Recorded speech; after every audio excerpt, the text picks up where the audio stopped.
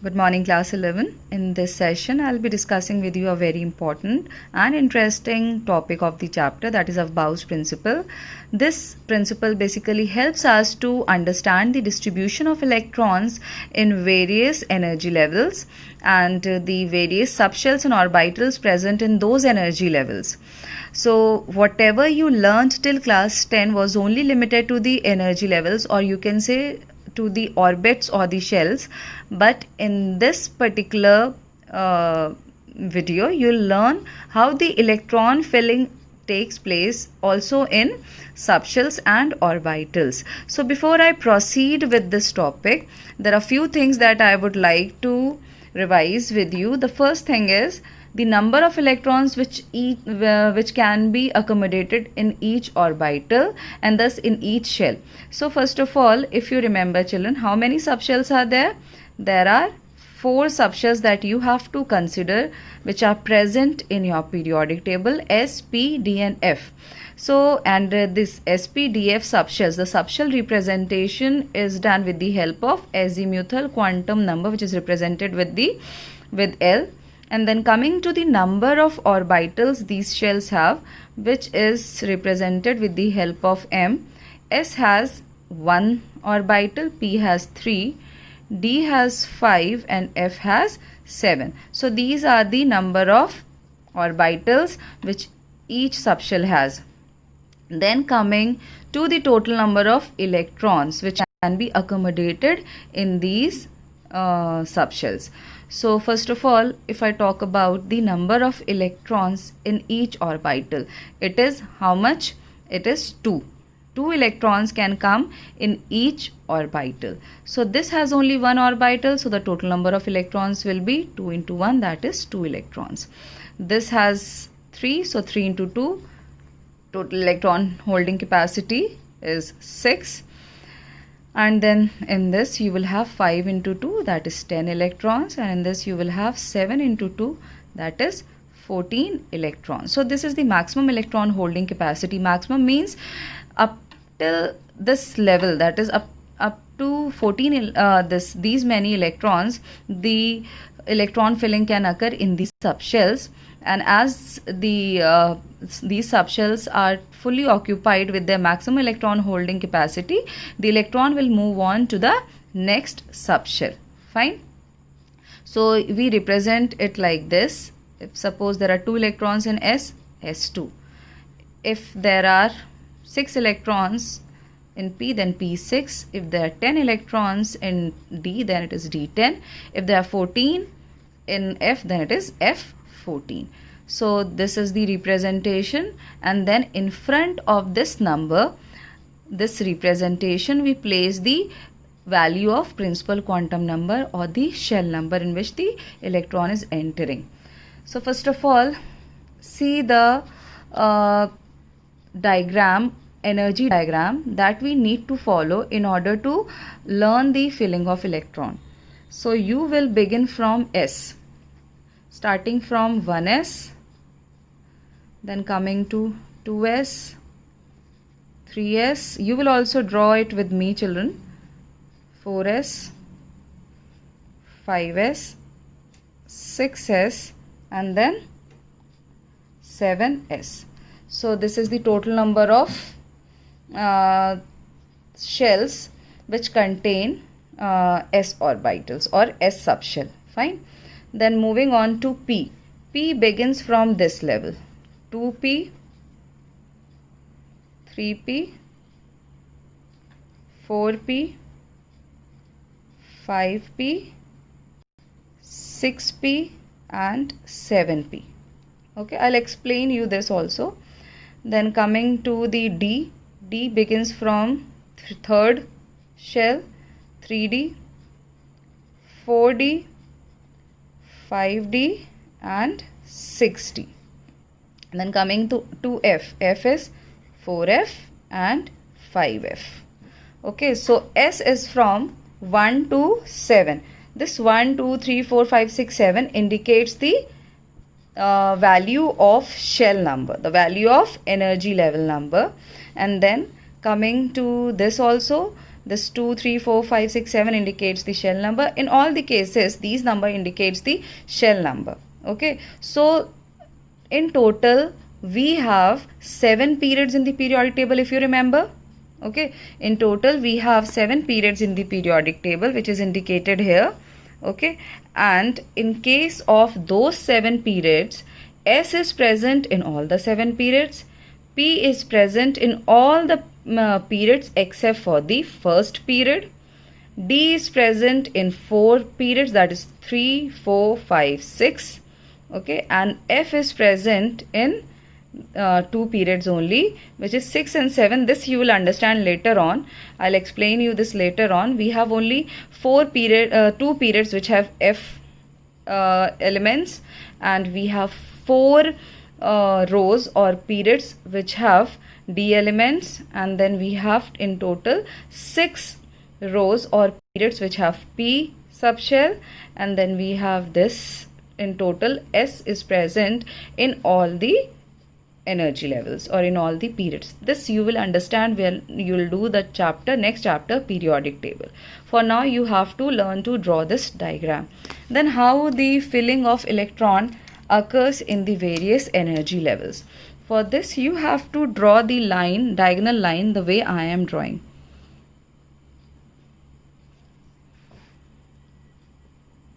First of all, you'll draw a line like this. I hope it is visible to you. Diagonally you have to draw the line like this. Diagonally you will connect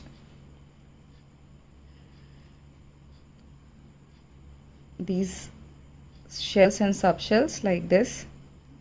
You can see that I am only connecting them diagonally, and you also will draw it in the same neat manner.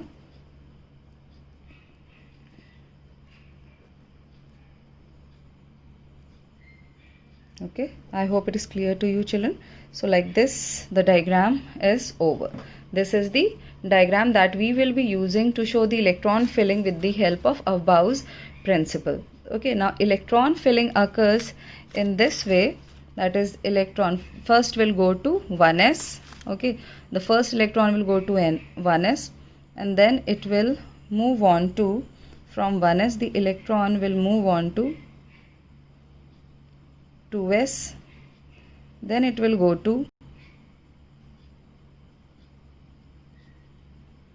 like this. Okay, 1s, 2s. I'm showing it with a different pen, children. Please follow the order. Start from here, from the beginning. You will start connecting like this. Please erase the earlier one. First electron will go to 1s, then it will move to 2s. We will be following the arrow which is mentioned. Then to 2p, then 3s. Then the electron will move to 3p, then to 4s. Then electron will move on to 3d, then 4p and 5s. And the next electron will go to 4d, 5p and 6s, and then the next electron will go to 4f, 5d, 6p and 7s, and then the next electron will move on to 5f, 6d and 7p. So this is the method that we will be following. I hope this confusion is clear to you, children. The electron is going like this: 1s, then coming to 2s, then coming to 2p, then 3s, then coming to 3p, 4s, then coming to 3d, 4p, 5s, and then 4d, 5p, 6s, and then 4f, 5d, 6p, 7s, and then coming to 5f, 6d and 7p. So this will be the order that you will be following while showing the filling of electrons in the various subshells. Fine. So now with the help of this representation energy diagram, I'll tell you how to write the electronic configuration. I'm beginning with a simple element, the first element of the periodic table, hydrogen. The atomic number is 1. Now when you have to mention the electronic configuration of hydrogen, what will you write? You will first of all consider the first shell and the subshell in which the electron will enter is 1s. So what will be the electronic configuration? The electronic configuration will be 1s1. The one electron is compensated here. Now coming to the next element, that is helium. Helium has 2 electrons. So now you can write down 1s2. So the third one you can consider is lithium, atomic number 3. This will be 1s2, 2s1. Why? Because soon after this 1s, what is the next pathway to enter is 2s, because the maximum electron holding capacity of s is 2. Since 2 electrons have already been used here, so now the next electron will move to the next subshell, that is 2s1. Similarly, if you have to write down for beryllium, you will write 1s2, 2 electrons compensated here, then come to next 2s2. Right? Now I am taking an example of sodium, Na. Na is, you have to show the filling of 11 electrons. So first is 1s2, then 2s2, then you can look here, after 1s, 2s, you have 2p. So next is 2p.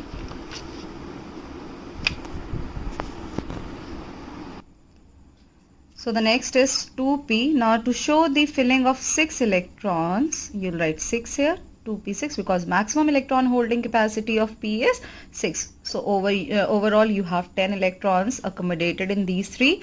Now 1 electron is still left to be filled. So after 2p, you can see here what is the next pathway is 3s. Next step is to fill 1 electron in this. Now you have all 11 electrons filled in the various subshells, 4 plus 6, 10 and 1, 11. Now we know that since, before explaining you one more step, I'll tell you the electronic configuration of neon. Atomic number 10, it will be 1s2, 2s2, 2p6, right? So you can see the atomic number 10, all 10 electrons compensated here. So what can you do here? If you want to write this electronic configuration in short, this can be written as neon 10, 3s1.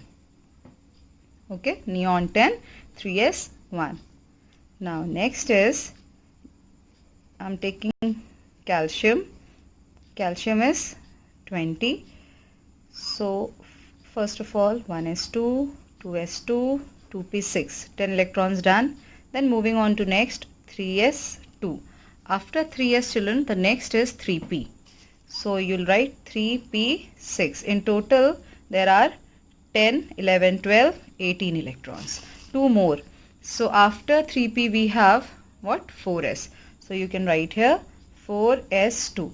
Now again, in order to write this in short, this is argon, atomic number 18. So you can write argon. This is your choice. It is not compulsory that you have to write it like this, but you must be aware that it can also be mentioned like this, 18 plus 2, 20. So this is how we write the electronic configuration using Aufbau's principle. And now what you'll do is, you'll write the electronic configuration of all the elements starting from 1 to 30, so that you know that how to write the electronic configuration, and then in case of any doubt, you'll discuss it with me. I'm again discussing some important points with you that you'll be considering while writing the electronic configuration.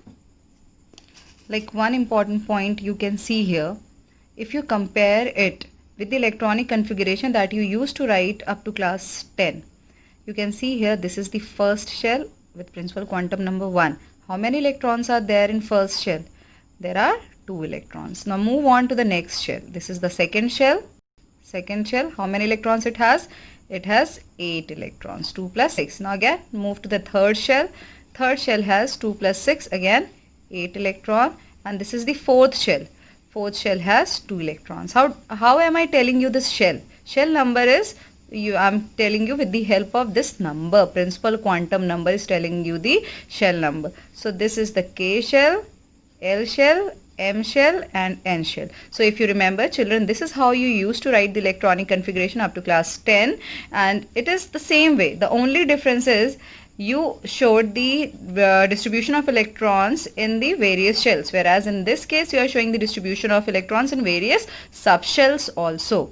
Now children, if you have to show the distribution of electron in the various shells and the subshells, so first is, I'm considering this example of calcium.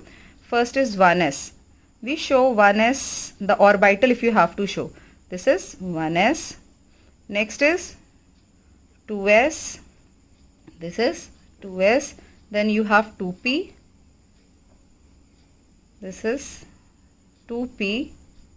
Then we have 3s. This is again 3s. Then again we have 3p. This is 3p. Then you have 4s. Okay, now I have showed this electronic configuration with the help of this orbital representation. Now how do we fill the electron following the Hund's rule? This has 2 electrons, so 1s2, right? This has again 2 electrons in this, so with 2 opposite spin I showed this. Okay, now coming to 2p. 2p has 6 electrons. How will you show the filling following the Hund's rule? This. So Hund's rule is followed at the same energy level, when you are at the same energy level. So this is 2p6. Now coming to 3s2, you will show it like this. Now 3p6 will be 1, 2, 3, 4, 5 and 6. And next is 4s2. 4s2 will be written like this, right? So this is how the electron filling is showed in the various orbitals following the Hund's rule. Now if suppose you have to write down the electronic configuration of an ion, suppose you have to write down the electronic configuration of calcium ion Ca2+. Now 2+ means it has lost 2 electrons. And always remember children, the electron loss occurs from the outermost shell. Now you can see here, which one is the outermost shell here? The outermost shell is the fourth shell. 1, 2, 3 and then 4. This is the outermost shell. Now since 2 electrons are lost, this particular shell, subshell, will have no electron. So what will be the electronic configuration of Ca2+? It can be written as argon 18 and 4s0. Why? Because the 2 electrons which were there in case of calcium, now it has gone in, the calcium has lost these 2 electrons in order to get ionized into Ca2+. So this is how we write the ionic equation. Suppose you have to write down for Na+, how will you write? The electronic configuration of Na is this. Now the outermost shell is this one. So 1 electron will go from here. So the electronic configuration can be written as neon 10, or you can write the complete also. I am using the short form 3s0. Now no electrons in 3s. So this is how we write down the ionic equations, the ionic electronic configurations. And there are certain points that you have to remember children. Always remember that whenever we show the filling of electrons, we follow Hund's rule. Then half-filled and fully filled orbitals are always more stable. Half-filled and fully filled orbitals are always more stable. That means if you say in case of S, it will be S1 or S2. In both the case, the stability is same, so we do not consider S. In case of P, it can be P3 is half-filled, P3 is half-filled, and then fully filled is P6, which is fully filled. Okay, so these 2 electronic configurations are more stable and preferred one. I'll tell you the application also. Similarly, D5 and D10 are more stable, and in case of F7 and F14 are more stable comparatively. So children, when we write the electronic configuration, this is the stability factor that we will be coming across when we will be writing the electronic configuration. There will be questions based on this. First of all, what you will do is you will write the electronic configuration starting from 1 to 30. You will start from atomic number 1 and you will write till atomic number 30. Okay, this is your homework that you have to do. This is very important, children, and then I will be sharing with you some more points, some more important points related to this topic so that you are more thorough with the topic. Now, before concluding the session, children, there are few important these terms which I would like to discuss with you, and the first one is isotopes. What are isotopes, children? Isotopes are the atoms of the same element. Atoms of the same element having same number of protons. That means if you write down the isotopes, if you will calculate the number of protons in an isotope, you will find that these will have the same number of protons in their nucleus. Isotopes have different mass number but have same atomic number. As you can say, the most common is the isotopes, different isotopes of hydrogen. The different isotopes of hydrogen are hydrogen. First is protium. This is known as protium. This is deuterium and this is tritium. P-R-O-T-I-U-M, protium. Deuterium is D-U-T-E-R-I-U-M, deuterium, and tritium, T-R-I-T-I-U-M, tritium. So in this case, you can say they all have atomic number 1 and their mass number is 1, 2 and 3 respectively. So in first case, if you will calculate the number of neutron, it will be 0, 1, minus 1.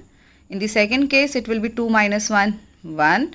In the third case, it will be 3 minus 1, 2. So the number of neutrons, you can see here, this is the number of neutrons. Neutrons is calculated by subtracting atomic number from mass number. It is coming out to be different. But protons, number of protons is equal to the atomic number, which you can see is coming to be same in all the case because their atomic number is same. Because they are the atoms of the same element. They are the atoms of hydrogen only. But their mass number is different. That is why they are considered as isotopes of each other. Okay, then coming to the next topic or next important term, isobars. Isobars are the atoms of different element. You need to note this point. These are the atoms of same element and these are the atoms of different elements having same mass number. Their mass number is same but their atomic number will be different. Why? Because they are the atoms of different element, and two different elements can never have same atomic number. Okay, so you can see here argon, potassium and calcium.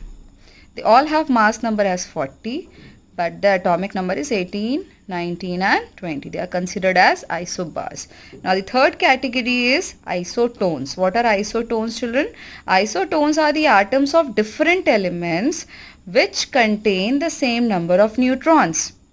Both atomic and mass number are different in these cases. But what is the common factor in them? It is the number of neutrons. In case of isotones, the atomic number and mass number both are different. So that means these are the atoms of different elements only, but their number of neutrons come out to be same.